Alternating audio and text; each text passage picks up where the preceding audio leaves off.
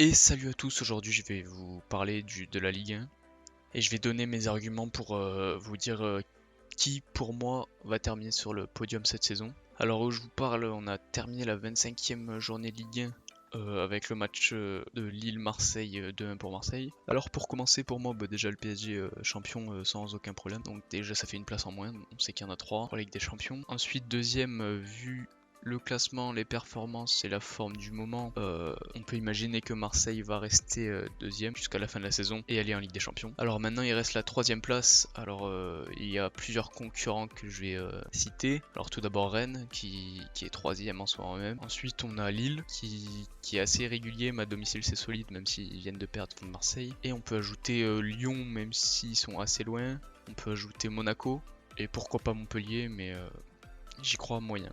Alors on peut voir directement que la différence de points entre ces équipes est assez faible.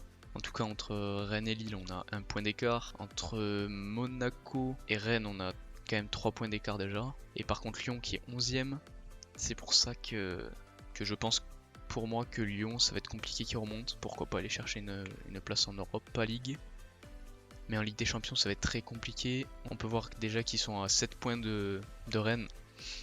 Donc ça semble compliqué, sachant que pour moi leur effectif il est bon, mais pas de quoi par exemple concurrencer le PSG qui était un de leurs objectifs en début de saison. Alors ils ont eu des recrues au mercato d'hiver, comme Toko Ekambi qui s'est pour l'instant pas mal imposé en attaque, Guimarães qui vient d'arriver et qui va sûrement être titulaire contre Metz, mais leur équipe type que je vous affiche à l'écran n'est pas non plus très très forte, et la concurrence je pense que c'est plutôt équilibré. Donc je pense quand même qu'ils vont largement dépasser Bordeaux, Reims, Strasbourg et Nice avant la fin de la saison. Mais je pense plus que leurs concurrents, c'est plus Montpellier et à la limite Nice que Lille, Rennes, Marseille et Monaco. Ensuite Monaco, bon, on sait qu'ils sont très très irréguliers, mais là ça revient bien en ce moment avec 3 victoires sur les 5 derniers matchs. On sait qu'ils ont peut-être le meilleur duo de la Ligue 1 qui est Ben Yedder et Slimani. Et leur entraîneur, ils viennent comprendre qu'il fallait les mettre ensemble pour gagner. On sait que leur défense est leur point faible.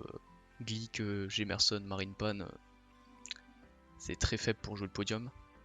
Mais comme ils ont les atouts offensifs, et ben ça rattrape. Donc voilà. Maintenant on va parler de Lille. Donc Lille irrégulier mais pas autant que Monaco parce qu'à domicile ils sont très solides comme j'ai pu déjà le dire. Alors Lille il reste sur 3 victoires sur les 4 derniers matchs.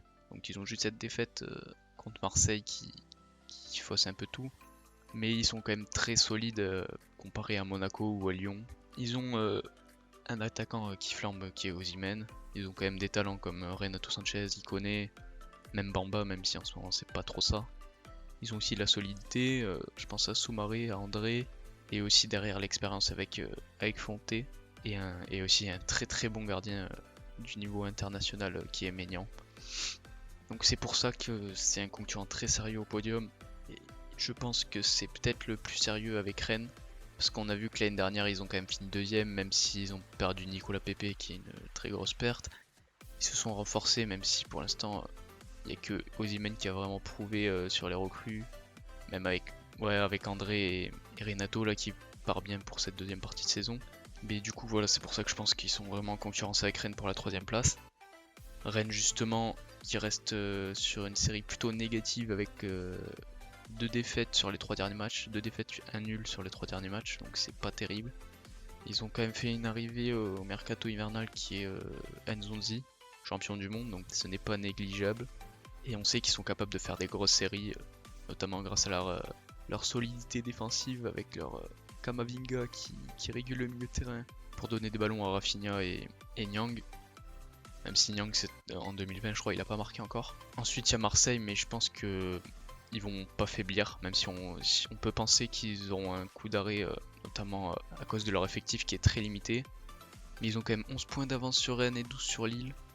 Je pense que c'est un matelas qui est assez large jusqu'à la fin de la saison pour espérer qu'ils restent deuxième. Même en cas de catastrophe, limite ils peuvent finir troisième, mais si vraiment les autres équipes font un sans faute quoi.